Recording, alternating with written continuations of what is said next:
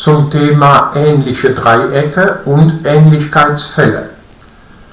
Zwei Dreiecke sind ähnlich, wie hier Dreieck ABC und Dreieck DEF, oder auch wie hier Dreieck ABC und Dreieck DEF, wenn das eine das Bild des anderen durch eine Ähnlichkeitsabbildung ist und wenn zwei Dreiecke wie die beiden oder auch wie die beiden ähnlich sind, so schreiben wir das Dreieck ABC, dann ein Ist-Zeichen mit einem kleinen Hütchen, einen kleinen Winkel oben drüber.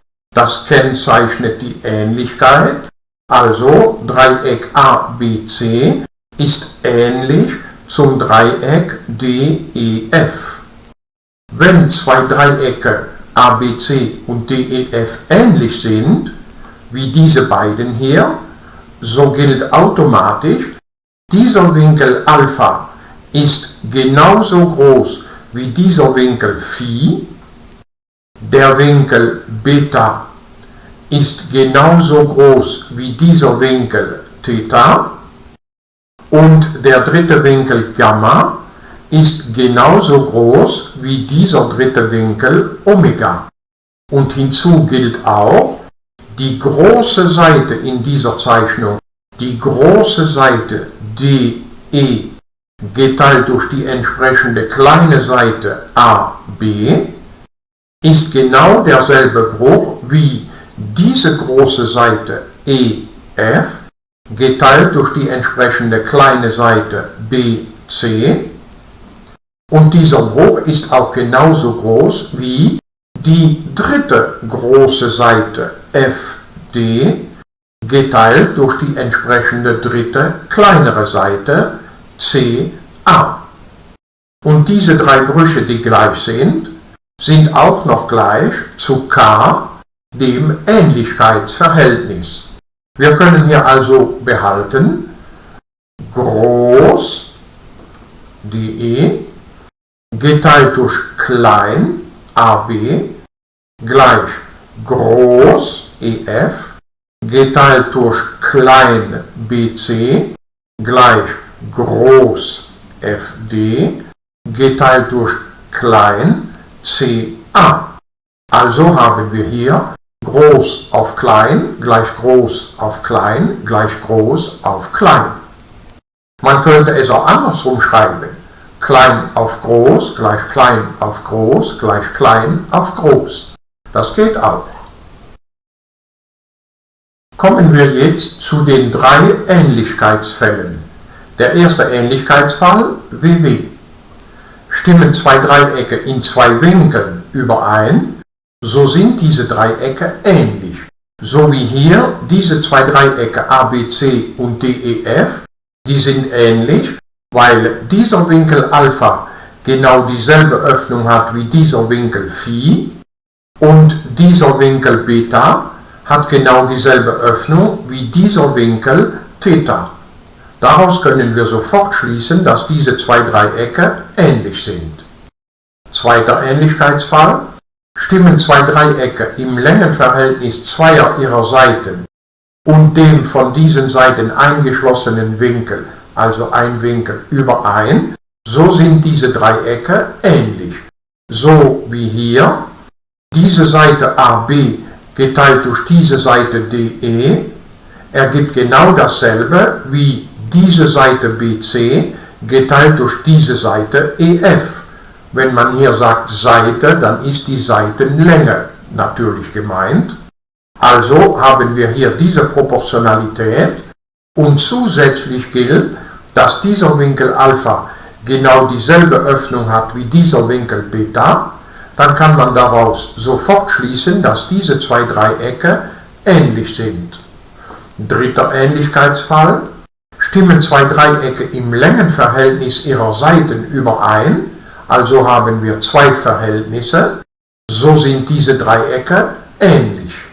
Wie hier haben wir diese zwei Gleichheiten, also die Länge von AB geteilt durch die Länge von DE ist dasselbe wie die Länge von BC geteilt durch die Länge von EF Und das zweite Verhältnis ist, die Länge von BC geteilt durch die Länge von EF ist dasselbe wie die Länge von AC geteilt durch die Länge von DF, dann können wir aus diesen beiden Verhältnissen schließen, dass die zwei Dreiecke ähnlich zueinander sind. Die drei Ähnlichkeitsfälle sind also zusammengefasst durch WW, VW und VV, leicht zu behalten. Hier ein Anwendungsbeispiel zu den Ähnlichkeitsfällen. Sei ein Parallelogramm ABCD, eine Gerade, die den Punkt A enthält, schneidet die Gerade BD im Punkt E, die Gerade BC im Punkt F und die Gerade CD im Punkt G. Die Aufgabe lautet, beweise, dass das Quadrat vom Abstand zwischen den Punkten A und E genau dieselbe Zahl ergibt wie das Produkt der Abstände zwischen den Punkten E und F und den Punkten E und G. Wir stellen diese Situation zuerst geometrisch dar, so: diese Gerade AG schneidet effektiv die Diagonale BD im Punkt E und diese Seite BC im Punkt F. Ganz egal, wo dieser Punkt G sich auf dieser Geraden DC befindet, wir sollen beweisen, dass der Abstand zwischen A und E im Quadrat genommen, also dieser Abstand hier im Quadrat, genau dasselbe ergibt wie Abstand EF mal Abstand EG, Abstand EF mal Abstand EG. Dazu gehen wir wie folgt vor. Zuerst betrachten wir diese zwei Dreiecke, die roten hier. Ich behaupte, diese zwei Dreiecke seien ähnlich. Warum? Weil dieser Winkel genauso groß ist wie dieser Winkel, weil es ja Scheitelwinkel sind. Und dieser Winkel hier ist genauso groß wie dieser Winkel, weil es innere Wechselwinkel sind.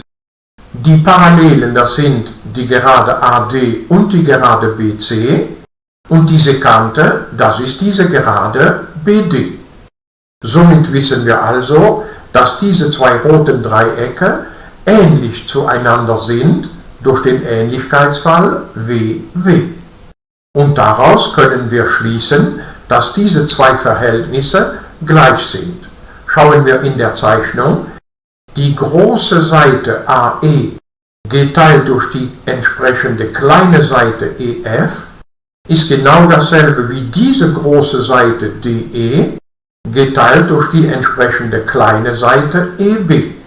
Wir wenden also hier an, groß auf klein gleich groß auf klein. Den dritten Bruch brauchen wir hier nicht. Jetzt schauen wir uns noch zwei andere ähnliche Dreiecke in dieser Zeichnung an, und zwar das Dreieck ABE und das Dreieck GDE. Auch diese zwei Dreiecke sind ähnlich, denn dieser Winkel ist genauso groß wie dieser Winkel, weil es Scheitelwinkel sind, und dieser Winkel ist genauso groß wie dieser Winkel, weil es innere Wechselwinkel sind. Dieses Mal sind die Parallelen AB, DC und diese Kante ist diese Gerade BD. Man könnte genau dasselbe machen mit diesem Winkel und diesem Winkel. Aber die Gleichheit von zwei Winkeln reicht schon, um die Ähnlichkeit von zwei Dreiecke zu begründen. Aus dieser Ähnlichkeit können wir schließen, dass die Seite EG geteilt durch die entsprechende Seite AE, also auch hier groß geteilt durch die entsprechende kleine Seite, genau dasselbe ist wie diese große Seite DE geteilt durch diese entsprechende kleine Seite EB. Jetzt schauen wir uns diese zwei Proportionalitäten an und stellen fest, dass dieser Bruch DE geteilt durch EB auch hier steht. Das war der Grund, denn daraus können wir schließen, dass diese zwei Brüche gleich sind. Dann schließen wir das daraus. Und jetzt können wir hier noch kreuzweise multiplizieren und so haben wir effektiv die These herausgefunden.